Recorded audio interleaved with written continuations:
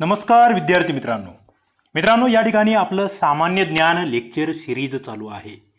आता याच्यात दोन गोष्टी जी के आणि जी एस दोन्ही कव्हर करतोय। पुन्हा म्हणू नका ते काही MPSC वाले म्हणतात सर ही सिरीज आमच्यासाठी आहे का, पोलीस भरतीवाले म्हणतात आमच्यासाठी आहे का, सरळ सेवेवाले म्हणतात आमच्यासाठी आहे का, सगळ्यांसाठी आहे। विषय घ्या मित्रांनो, इतिहास हा विषय आहे ना तुम्हाला, बस मग त्याच्या मध्यम मार्गाने मी सगळ्यांना उपयुक्त पडेल असे हे लेक्चर्स बनवतो आहे।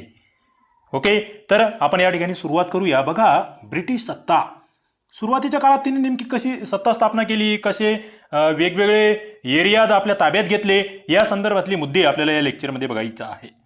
बघा, 31 डिसेंबर 1600 मध्ये ईस्ट इंडिया कंपनी आहे, स्थापना आहे। मित्रांनो, हिची स्थापना झाली कोणत्या राणीने तिला त्या ठिकाणी सनद दिली होती किंवा मान्यता दिली होती ती मला खाली कमेंट बॉक्समध्ये सांगा। सगळ्यात आधी ब्रिटिशांमधील किंवा युरोपियनांमधील कोण आलं सगळ्यात आधी, कोणत्या क्रमाने ते आले ते खाली कमेंट बॉक्समध्ये सांगा। आता नेमके हे का आले, मग ईस्ट इंडिया कंपनी जी आहे ती भारतात का आली, तर व्यापार करून नफा कमविणे हा त्या कंपनीचा हेतू होता, हे आधी लक्षात घ्या। ओके, आपण बघतोय ब्रिटिशांनी, आता याच्या मागचं पुन्हा कारण आहे की एक घटना घडली एका वर्षी, हे शिकवलं, एका वर्षी असं झालं की एक ठिकाण आहे ज्या ठिकाणून खुष्कीचे मार्ग होते, कशाचे, खुष्कीचे मार्ग ते बंद झाले, ते ठिकाण कोणीतरी जिंकून घेतलं आणि मग समुद्री मार्गांचा शोध सुरू झाला।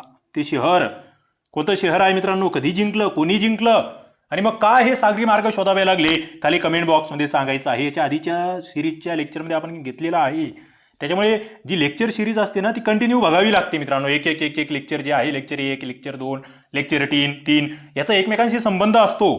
तुम्हाला जर पूर्वज्ञान नसेल तर मग हे लेक्चर कळत नसतं, आणि ज्यांना प्रामाणिकपणे अभ्यास करायचा आहे, ज्यांना अधिकारी बनायचं आहे, सरळ सेवेमधील एखादं पद मिळवायचं आहे, पोलीस बनायचं आहे, त्यांना हे कंपल्सरी आहे की आपलं प्रत्येक टॉपिकचा अभ्यास असला पाहिजे। एक गोष्ट लक्षात राहू द्या, कधीही एखादा विषय इतिहास 2 मार्काला असेल किंवा 20 मार्क्सला असेल किंवा 60 मार्क्सला असेल, मित्रांनो अभ्यास तितकाच करावा लागतो। कारण की तुम्हाला असं नसतं 2 मार्क्ससाठी एकच घटक आहे बाबा 1857चा उठाव, 20 मार्कासाठी 4च घटक आहे आणि 60 मार्कासाठी मग 15 घटक आहेत, असं नसतं। तुम्हाला सगळा इतिहास वाचावाच लागतो। त्याच्यामुळे मनातला आधी एक क्लिअर काढून घ्या। तुम्हाला हे अवांतर वाटेल, काही ना वाटू द्या, मला त्याच्याशी घेणं देणं नाहीये, मात्र हे कळणं फार महत्वाचं आहे, तुमच्या डोक्यात घुसणं महत्वाचं आहे।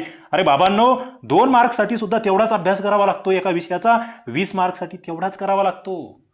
सिलेबसमध्ये आहे ना ते, विषय संपला, अभ्यास करायला शिका, अभ्यास करा।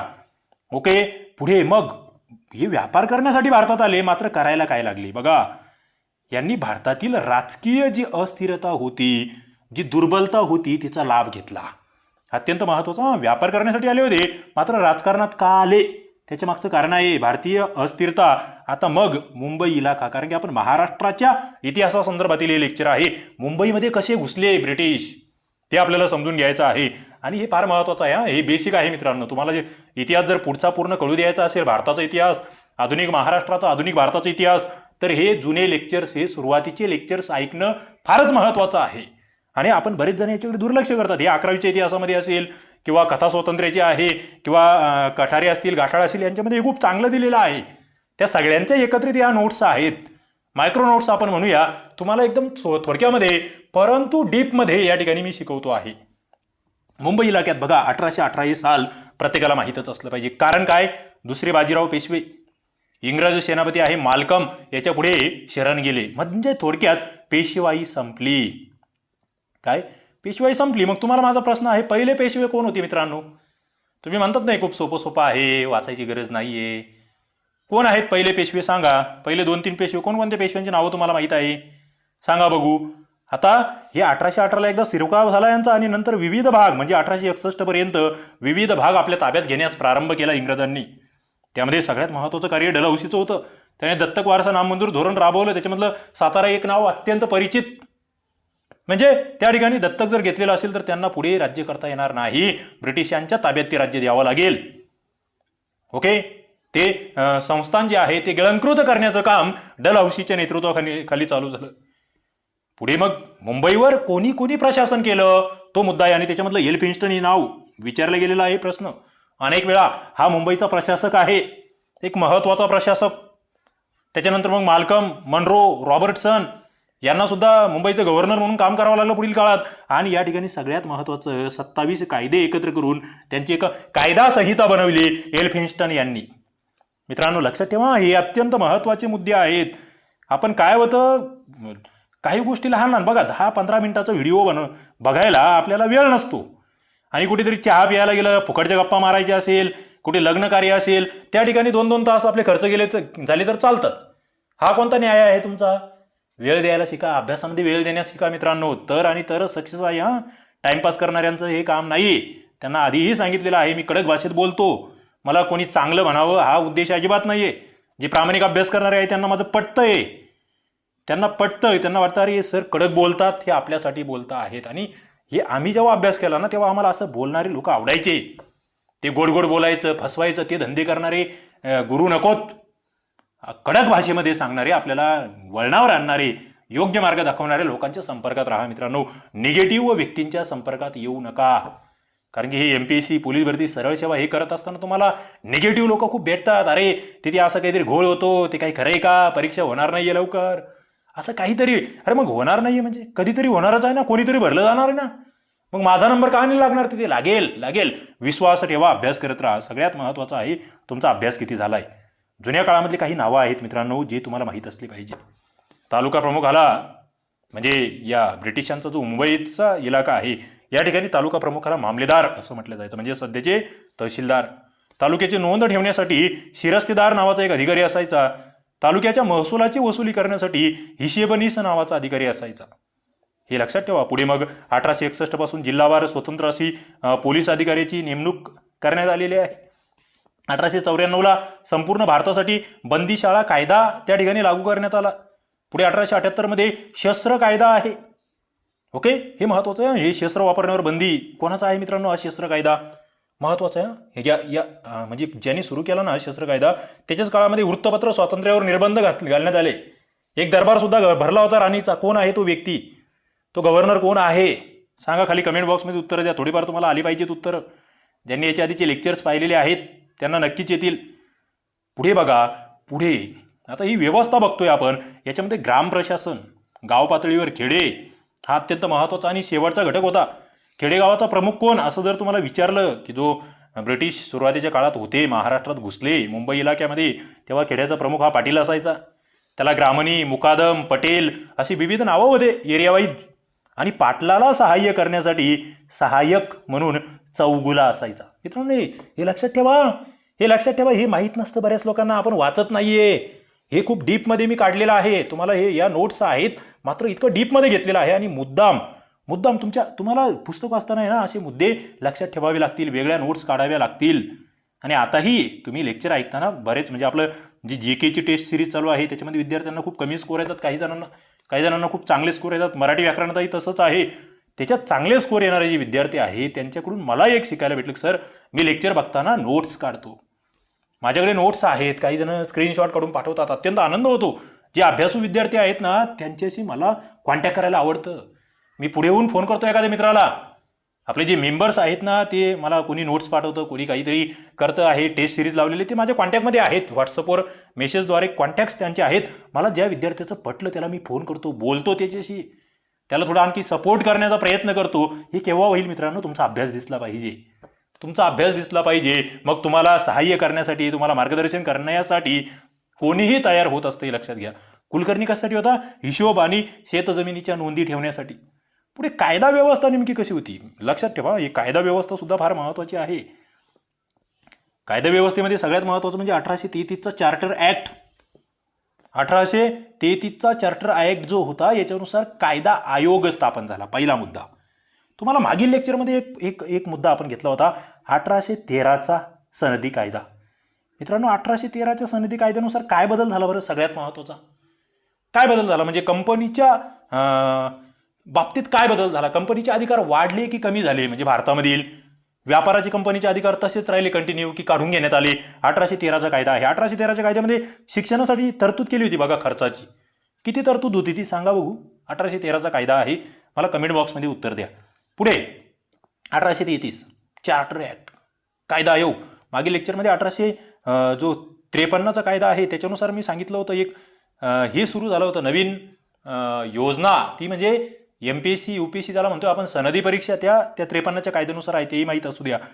या ठिकाणी कायदा आयोग लॉर्ड मेकॉले, मित्रांनो कायदा आयोगाचे सदस्य होते मेकॉले हे.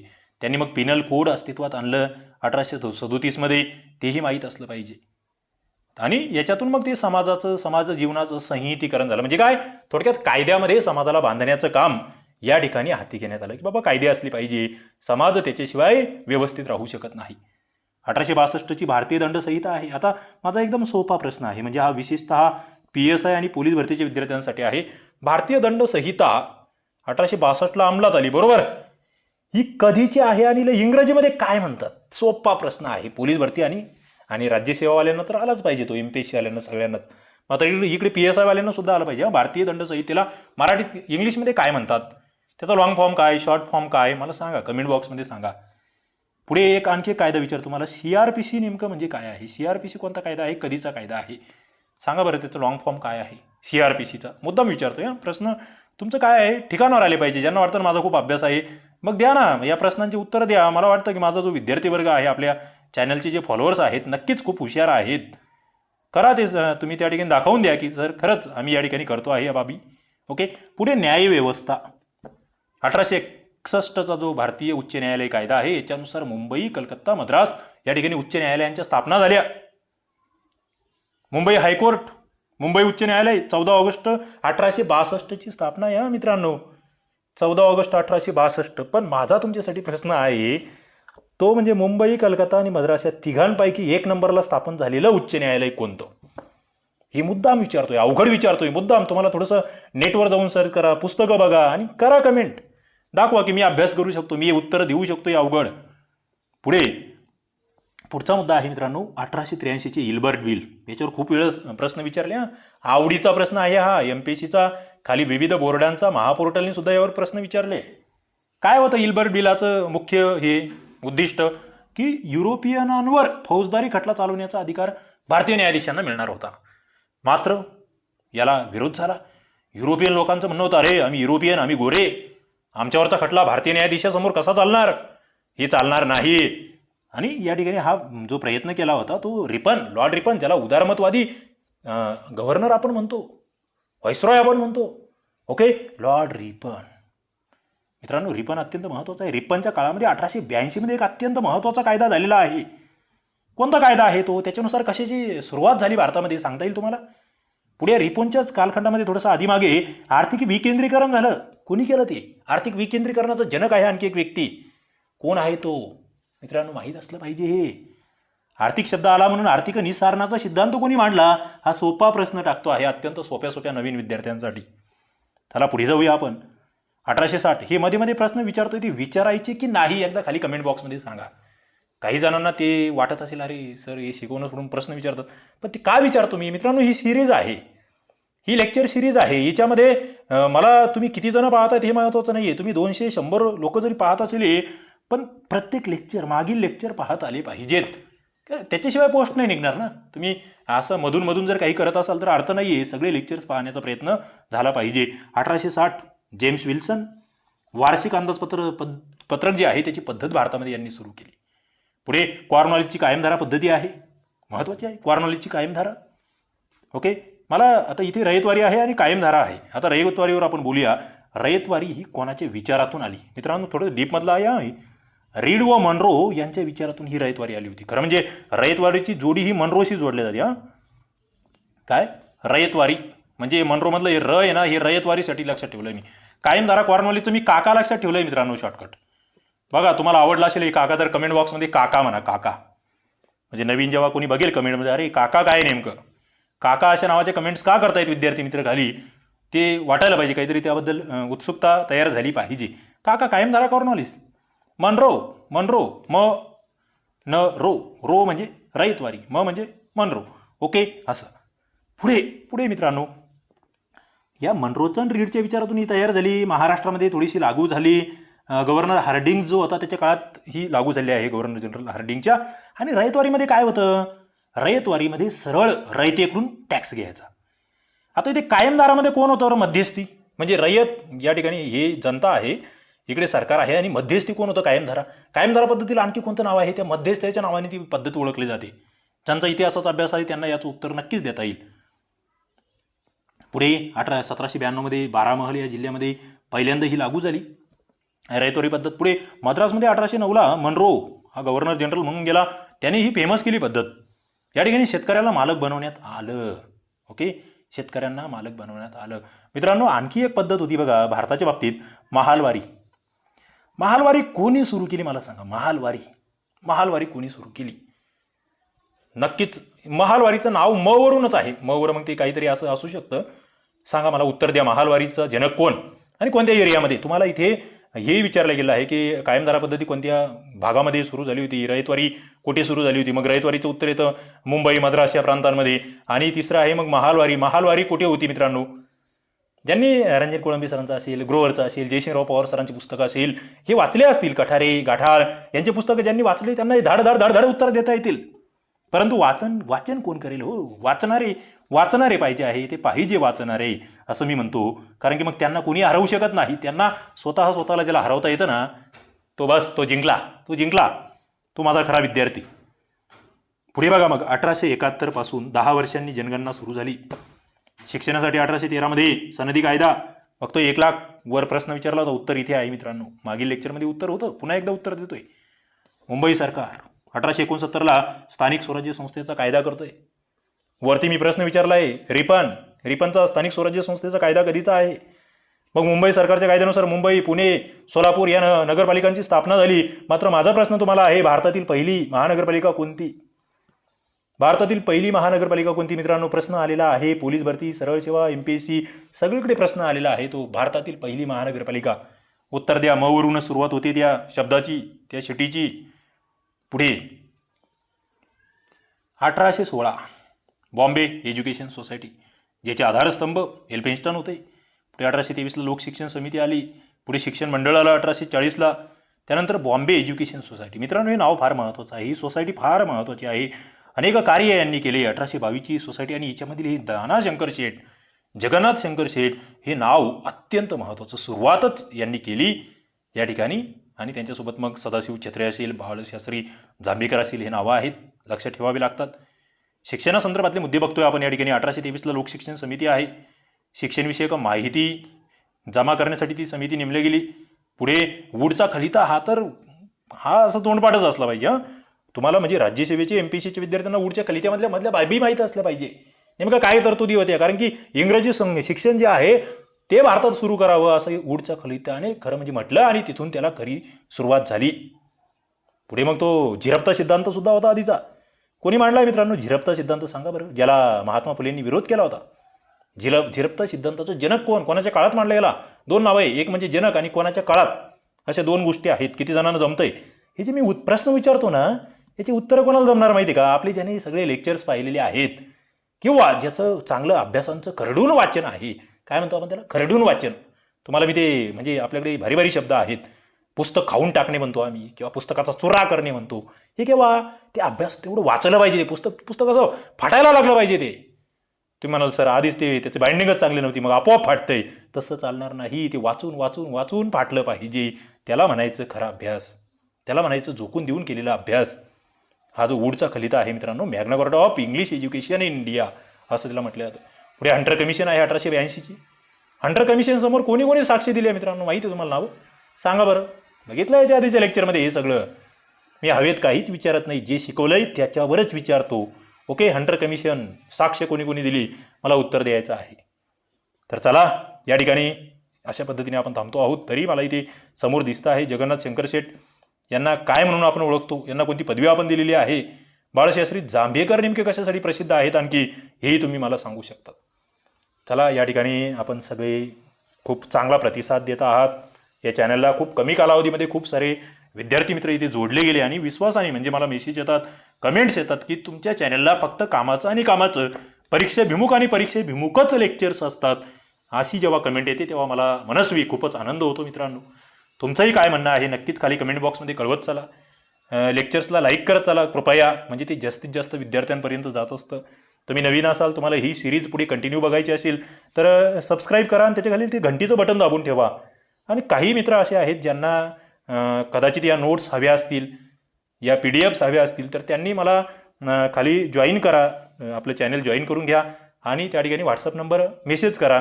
त्यांना त्या ग्रुपला ॲड करण्यात येईल व्हॉट्सअप ब्रॉडकास्टला. आणि कंटिन्यू जे आपले लेक्चर होतात कंटिन्यूचे माझे, त्या सगळ्या लेक्चरच्या नोट्स तुम्हाला PDF स्वरूपात भेटत जातील. तर या ठिकाणी आपण थांबू. धन्यवाद.